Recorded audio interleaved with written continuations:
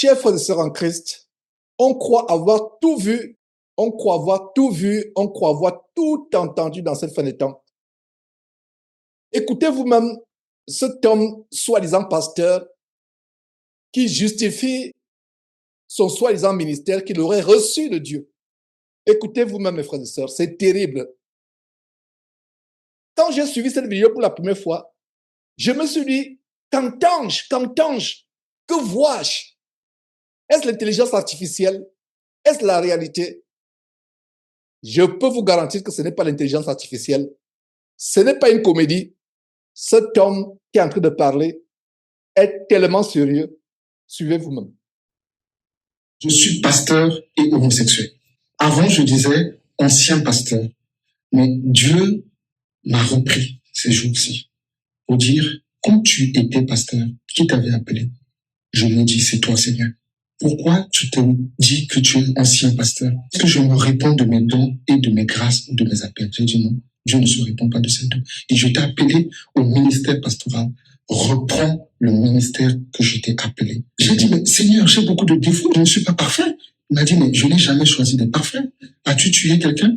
J'ai dit non. Il dit, j'ai choisi Moïse, qui était un meurtrier. J'ai choisi Paul. J'ai choisi Pierre, qui m'avait régné. Ne choisis pas les parfaits. J'ai dit, mais Seigneur, le message que j'ai dérange. Il dit, mais quand j'ai envoyé les apôtres, leur message aussi dérangeait. Mais ils ont obéi. J'ai dit, mais où, Seigneur? En Europe, en France? Il a dit non. Je veux que tu sois pasteur homosexuel en Afrique. Il dit, mais pour ma vie, il veut me faire du mal. Il dit, mais tu as peur de ta vie? Celui qui perdra sa vie pour moi, la gagnera. Celui qui protégera sa vie pour lui, la perdra. Voilà pourquoi, très officiellement, je viens vous annoncer la reprise. J'accepte officiellement le ministère pastoral que Dieu m'a donné comme pasteur homosexuel. Mon message est que l'homosexualité n'est pas un péché. Dieu bénit les couples homosexuels. La transgénéité n'est pas un péché. Ce que Dieu regarde, c'est à nos cœurs, à la bonté de nos cœurs, au fruit de l'esprit, l'amour, la joie, la paix. Incroyable. Dieu l'a repris parce qu'il ne voulait pas être pasteur étant un sodomite, étant un homosexuel. Dieu l'a repris. Quel Dieu l'a repris? Quel Dieu? Le Dieu de la sodomie, du lesbianisme ou le vrai Dieu? Quel Dieu l'a repris? Quel Dieu a appelé cet homme? Quel est le nom de ce Dieu? En tout cas, ce n'est pas le Père de mon Seigneur Jésus-Christ. Ce n'est pas le vrai Dieu créateur du ciel et de la terre. Ce n'est pas le Dieu qui a créé Adam et Ève et non Adam et Stève. Mon Dieu, mon Père n'a pas créé Adam et Stève, mais il a créé Adam et Ève uniquement. Mon Dieu n'a pas créé Adam et Stève. Mon Dieu a créé Adam et Ève. Quel Dieu lui a parlé? Quel Dieu lui a dit de continuer son ministère? Le Dieu qui a dit que l'homme quittera son père et sa mère et s'attachera à sa femme, non pas à un homme, et les deux deviendront une même chair. Comment un homme peut-il devenir une même chair avec un autre homme? Quel Dieu a parlé à cet homme? Quel est ce Dieu? Quel est ce Dieu? Montrez-moi ce Dieu.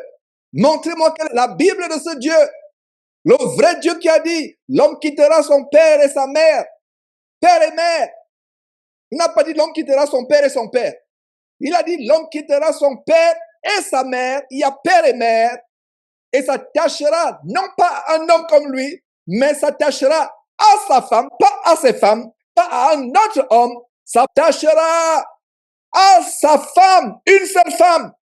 Et les deux deviendront une seule chair. Les deux deviendront une seule chair. Comment se fait-il qu'un homme qui a la barbe, qui a les poils usés au tibia, qui a les os durs, les mandibules carrées et dures, les os durs, peut-il se cogner, s'amouracher avec un autre homme comme lui? Dites-moi ce que c'est si ce n'est pas un niveau extrêmement élevé de possession démoniaque. La boîte anale que Dieu a mis dans ton derrière pour extraire les excréments de ton corps, c'est cette boîte anale que tu utilises pour donner du plaisir à d'autres hommes comme toi. Et tu dis que Dieu t'a dit de commencer un ministère. Montre-moi quel est ce Dieu. Tu te fais bousiller le derrière et te remplis les intestins avec la souillure, la semence d'autres hommes. alors que cette semence est uniquement destinée à enfanter leur femme pour leur donner une progéniture, une descendance. Incroyable. Quel Dieu t'a repris? Quel Dieu t'a repris? Si ton papa avait couché avec un autre homme comme lui, serais-tu en vie aujourd'hui? Aurais-tu fait cette vidéo blasphématoire, infâme, abominable, si ton père avait couché avec un autre homme comme lui? Incroyable. Voici un homme qui viendra prêcher devant une assemblée avec des couches ou des garnitures pour éviter les coulées de son ventre, les coulées de la sueur d'autres hommes. Il devra porter des garnitures et des couches. Et il va vous imposer les mains de sodomie. Incroyable. Et cet homme a le toupet luciférien, le culot diabolique d'associer Dieu à ces infâmes abominations. Incroyable. Laissez-moi vous dire une chose.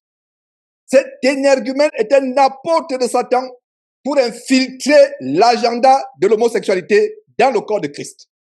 D'ailleurs, ils sont de plus en plus nombreux, ces pasteurs homosexuels. Il y a quelques années, nous avons dénoncé Joël Francis Tatou, une émission où il s'attrape la main avec Alexandre Lamazou, une bande de pasteurs homosexuels qui se cachent.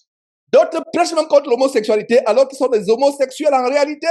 Écoute, je ne sais pas ce qui se passe avec toi. J'ai pris mon avion pour venir ici pour te voir. Tu es à quelque chose de 30 minutes de moi, de là où tu habites et de là où je suis. Je suis venu pour qu'on parle de tout ça et qu'on réfléchisse ensemble. J'étais censé te voir, tu es en train de m'éviter. Pratiquement. C'est seulement tard, la nuit, ou quand les choses sont impossibles, que tu me demandes de te trouver un taxi. Je suis là ce matin, je me suis réveillé, et on a prévu de pouvoir se voir. Je te dis bonjour chérie, tu me dis tu es toujours avec ta femme. Si tu veux pas me voir, tu me dis clairement, Joël, tu es venu, mais c'est pas la peine qu'on se voie. Tu me le dis, je veux comprendre. Parce que des histoires, des raisons et des excuses, j'en ai marre finalement. J'en ai finalement marre. Je suis un homme et j'ai un cœur. Parce que c'est toujours comme ça. Aujourd'hui, ça va. Aujourd'hui, c'est fini entre nous. Demain, c'est le ciel et ainsi de suite. Vraiment, je suis fatigué. J'ai déjà beaucoup de problèmes comme ça. J'ai déjà beaucoup de soucis par rapport à ma propre vie. Si tu estimes que tu ne veux plus venir et qu'on ne va pas se voir, écris-moi tout de suite. Tu me dis, Joël, je ne veux pas venir. Ça ne vaut pas la peine que je vienne. Comme ça, c'est bon. J'efface tes numéros et voilà. On oublie tout. Chacun fait sa vie. Parce que là, finalement, je ne suis pas un petit garçon. J'ai 35 ans cette année. Je suis un grand responsable de beaucoup de choses. Si tu estimes que ça va, tu m'écris normalement, on se voit tout de suite. Si tu estimes que ça ne va pas, il n'y a pas de problème. J'éteins mes téléphones, j'efface ton numéro, je prépare ma prédication parce que je dois prêcher ce soir. Parce que c'est toujours comme ça. Tu as toujours des choses que tu me dis qui me démoralisent. Qui me démoralisent. Qui me démoralisent. Qui me démoralisent.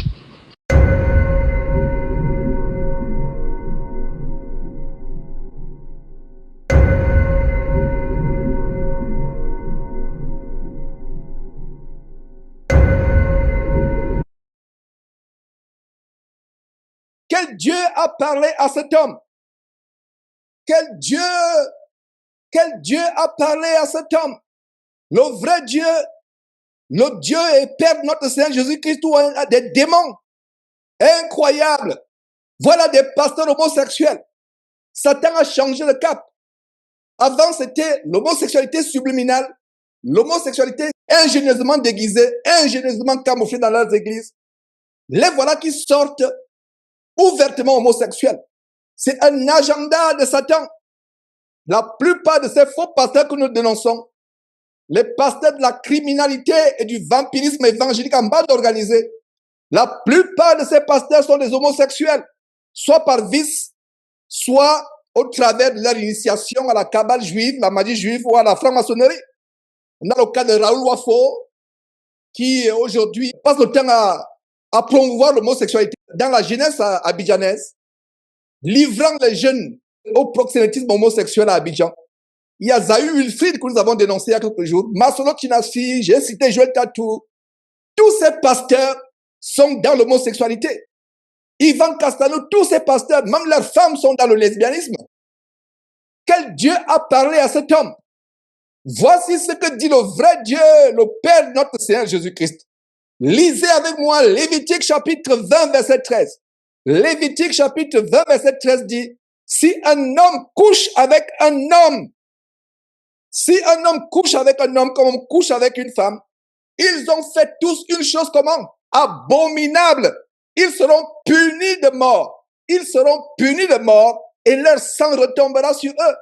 Je viens de vous citer Lévitique chapitre 20, verset 13. Je le recite. Si un homme couche avec un homme comme on couche avec une femme, ils ont tous deux commis une chose abominable. Ils seront comment? Punis de mort et leur sang retombera sur eux. Quel est le Dieu qui lui a parlé? Quel Dieu lui a parlé? Le Dieu qui a inspiré par son Saint-Esprit ce commandement que je viens de vous lire. Ou plutôt le Dieu de Sodome et de Gomorrhe. Lisons Lévitique chapitre 18, verset 22. Tu ne coucheras point avec un homme comme on couche avec une femme. C'est une abomination. C'est une abomination outrancièrement, abominablement abominable.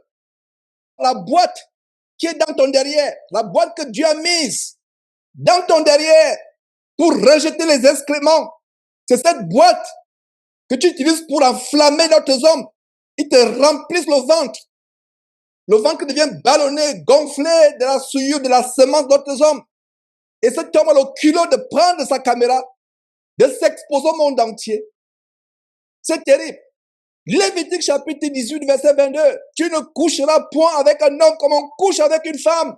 C'est une abomination. Vous allez dire que c'est l'Ancien Testament.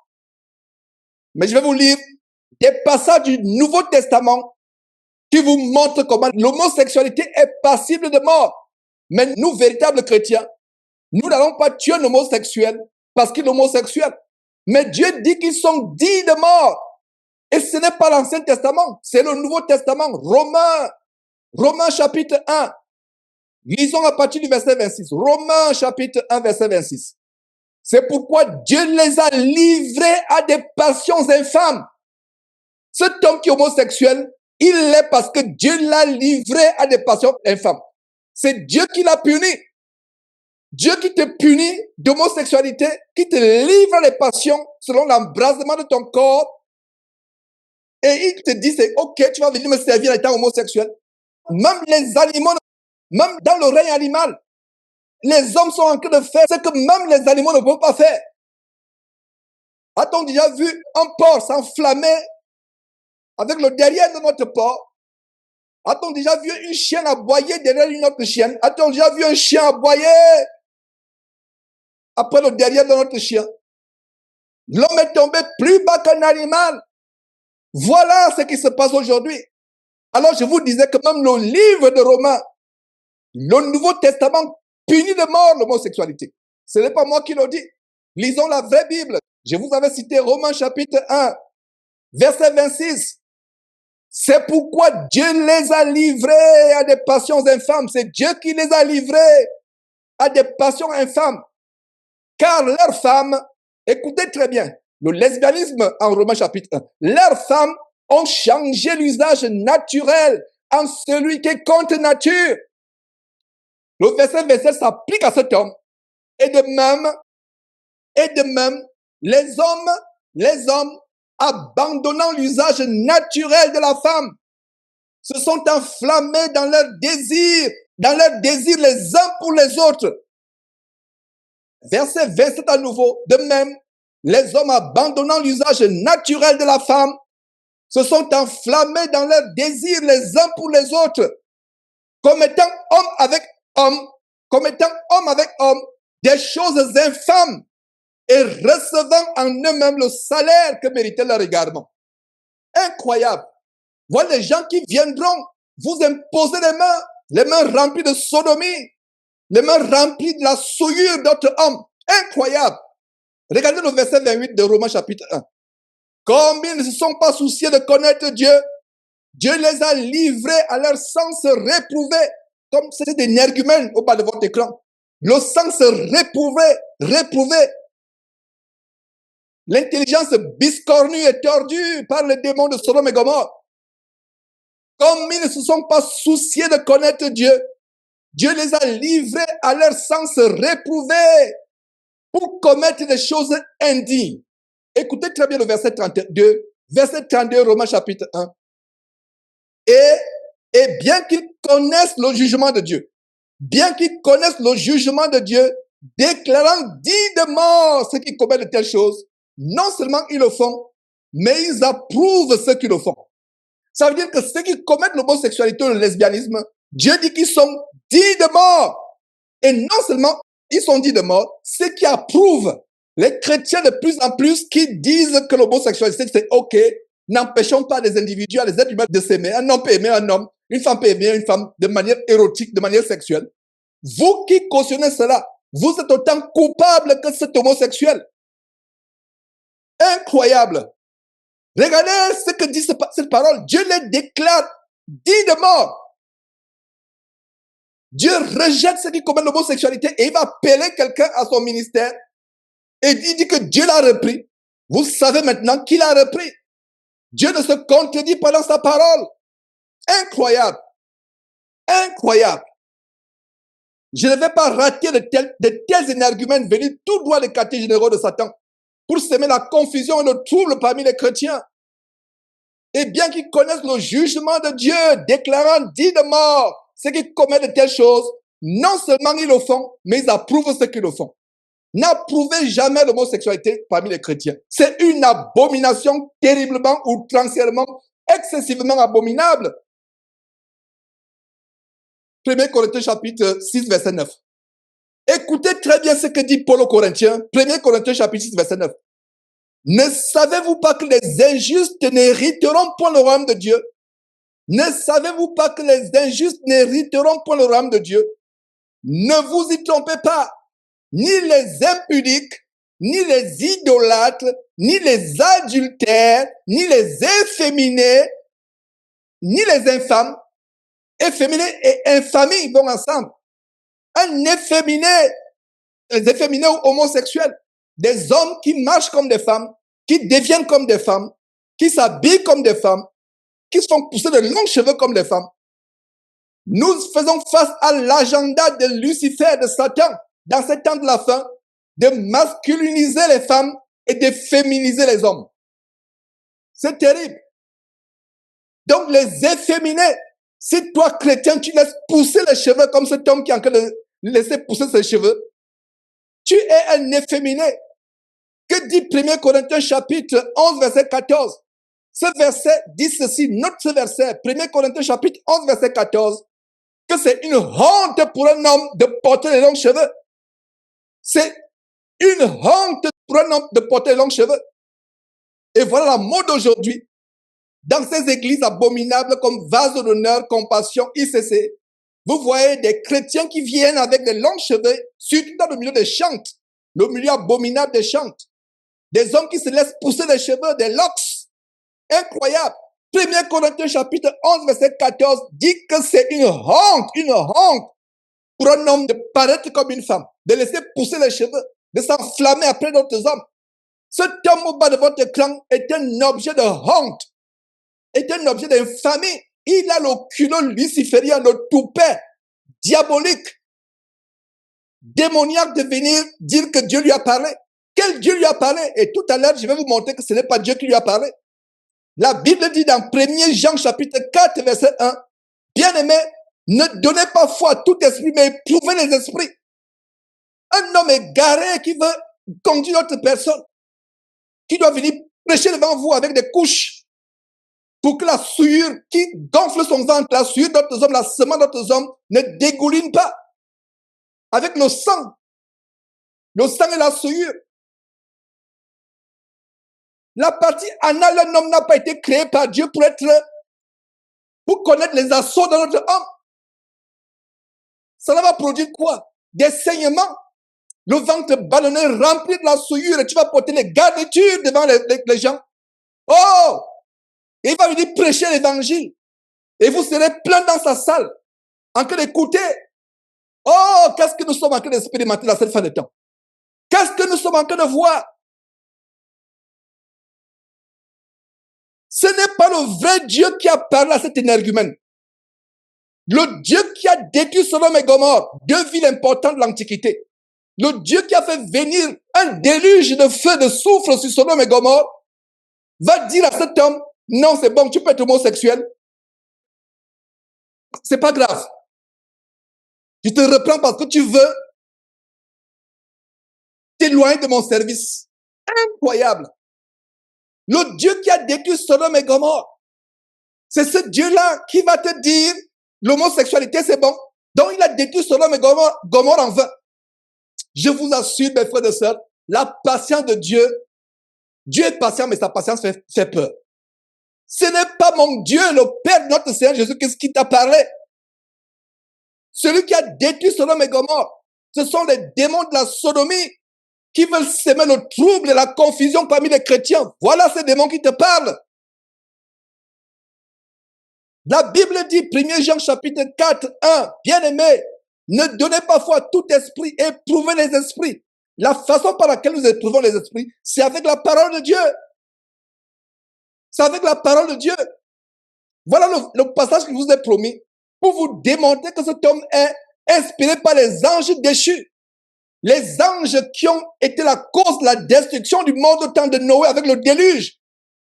Les anges déchus qui ont quitté la dignité céleste, qui sont venus faire des actes contre nature avec les filles des hommes, comme cela est révélé en Genèse chapitre 6 et dans l'épître de Jude.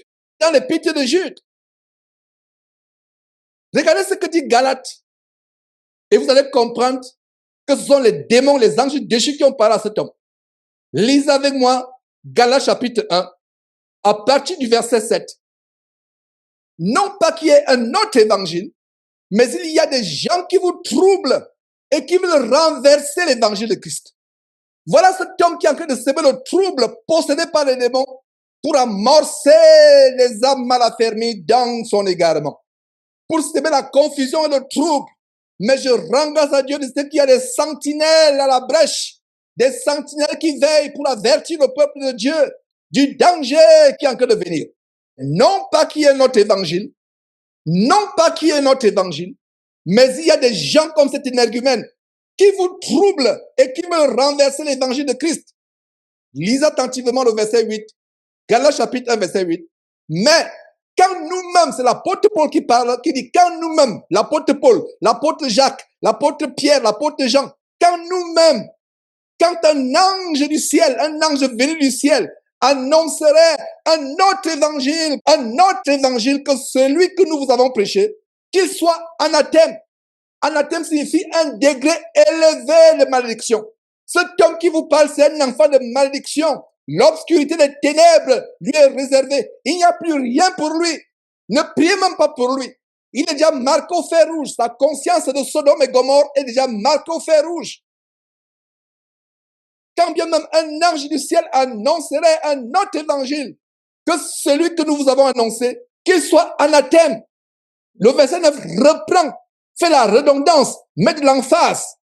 2 fois Dieu répète, nous l'avons dit précédemment, et je le répète à cette heure, si quelqu'un vous annonce un autre évangile, si quelqu'un vous annonce un autre évangile que celui que vous avez reçu, qu'il soit anathème.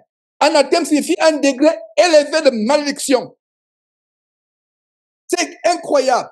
Quel Dieu lui a parlé? Il dit, Dieu, c'est comment les gens vont me traiter. C'est pas Dieu que je connais. Fuyez de tels hommes. Cet homme me donne envie de vomir. De vomir. Je ne sais même pas comment je peux supporter parler pendant qu'il défile au bas de cet écran. Il me donne envie de vomir. Terminons avec ces 2 versets qui annoncent les critères fondamentaux. L'un des critères fondamentaux. Il s'agit de 1 Timothée chapitre 3 verset 2. L'un des 2 versets, enfin, ces 2 versets donnent l'un des critères fondamentaux pour être un vrai pasteur. Un évêque ou un pasteur. Celui qui prend soin du peuple de Dieu. 1 Timothée chapitre 3 verset 2. Il faut que l'évêque, évêque ou pasteur, soit irréprochable, marié d'une seule femme. Nous avons aussi Tite chapitre 1 verset 6, 2 fois dans la Bible. 1 Timothée chapitre 3 verset 2. L'évêque doit être marié d'une seule femme. C'est une des conditions sine qua non. C'est une des conditions fondamentales pour être un pasteur ou un évêque. mari d'une seule femme. C'est ce que Tite chapitre 1 verset 6 reprend. S'il s'y trouve quelque homme irréprochable, mari d'une seule femme. Est-ce que vous avez écouté? Mari d'une seule femme. Il n'est pas dit mari de 2 ou de 3 femmes ou de plusieurs femmes. Il est dit mari d'une seule femme. Il n'est pas dit mari d'un autre homme comme lui. Marié à un homme. Mari d'une seule femme. Incroyable. Nous vivons la fin des temps. Oh, le Seigneur Jésus revient bientôt. Repentez-vous, peuple de Dieu, d'avoir suivi de tels hommes. Voilà l'évangile qui se répand et ça vient des États-Unis où nous diffusons. Ça vient des États-Unis. Ce projet d'infiltrer l'Église par la sodomie, l'homosexualité a été fomenté de longue date dans les loges Illuminati, les loges franc-maçonniques, dans les cercles de la cabale juive. Vous connaissez la vérité vous affranchira. Jésus-Christ TV, vous connaîtrez la vérité et la vérité vous affranchira.